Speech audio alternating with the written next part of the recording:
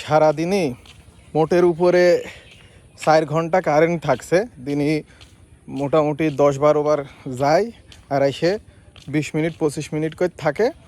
এই 24 ঘন্টায় 4 ঘন্টা থাকছে মোট। তো এই কারেন্ট যাওয়া আসা এর এর সবচাইতে বড় দোষ নাকি আমার বাড়ির থেকে আমার বউ, আমার উঠতি বসতি এই দোষটা আমার দিচ্ছে। কিন্তু আমি না জ্বালানি মন্ত্রী, না বিদ্যুৎ মন্ত্রী, আবার কোনো উপমন্ত্রীও না।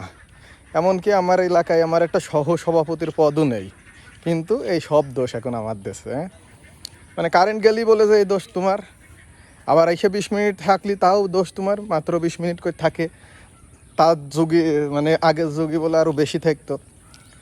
তো কী একটা অবস্থার, এখন মানসিক দোষ নিজের ঘাড়ে নিয়ে কী যে একটা অবস্থার ভিতর আছে, মনে করেছি বাড়ি যাওয়া বাদ দিয়ে দেবো। কারেন্টের এই ঝামেলা না থাকলে না সারা পর্যন্ত আর বাড়ি যাব না।